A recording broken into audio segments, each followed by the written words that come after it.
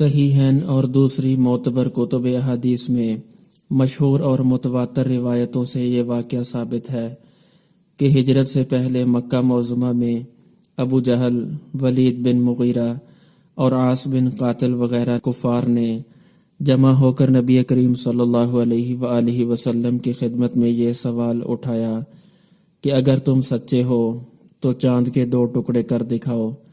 حضور صلی اللہ علیہ وآلہ وسلم نے فرمایا کہ اگر میں ایسا کر دوں تو کیا تم ایمان لاؤ گے؟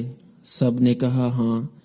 چنانچہ حضور صلی اللہ علیہ وآلہ وسلم نے اللہ تبارک و تعالی سے دعا کی تو چاند کے 2 ٹکڑے ہو گئے۔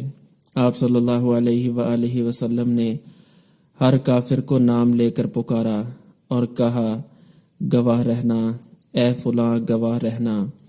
سب لوگوں نے چاند کے ٹکڑے اچھی طرح سے دیکھ لیے۔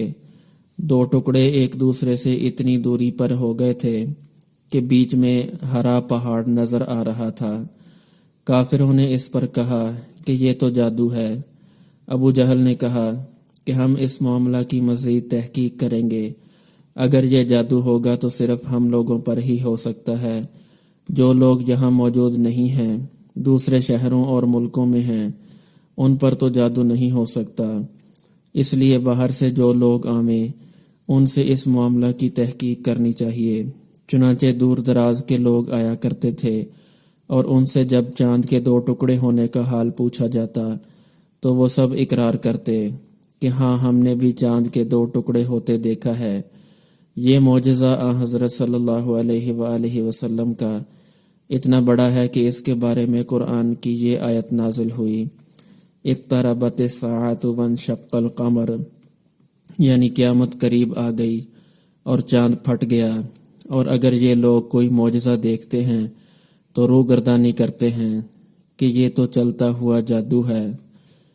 اب یہ چیز ممکن ہی نہیں بلکہ واقع بھی ہو گئی کہ آسمان اور سارے عالم کی حالت بدل سکتی ہے، لیکن کفار کا عجیب حال ہے کہ بت پرستی وغیرہ جو عقل کے بالکل خلاف ہے اس کو تو مانتے ہیں، لیکن کوئی سچا معجزہ اور نشانی ظاہر ہو تو اس کو جادو وغیرہ کہہ کر رد کر دیتے ہیں۔ حضرت صلی اللہ علیہ وآلہ وسلم کا یہ معجزہ صرف عرب ہی میں نہیں بلکہ تمام دنیا میں دیکھا گیا۔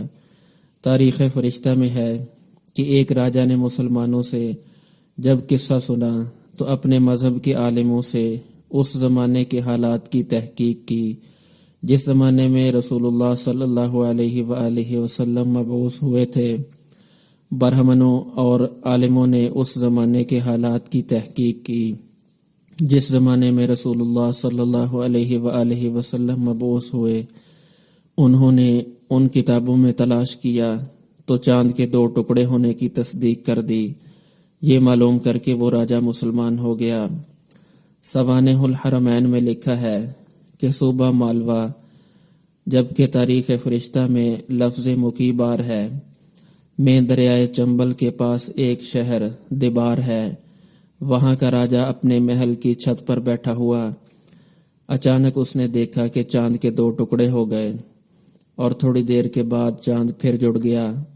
اس نے اپنے یہاں کے پنڈتوں سے دریافت کیا تو انہوں نے بتایا کہ ہمارے مذہب کی کتابوں میں لکھا ہے کہ عرب میں ایک نبی پیدا ہوں گے، ان کے ہاتھ سے چاند کے 2 ٹکڑے ہونے کا معجزہ ظاہر ہوگا۔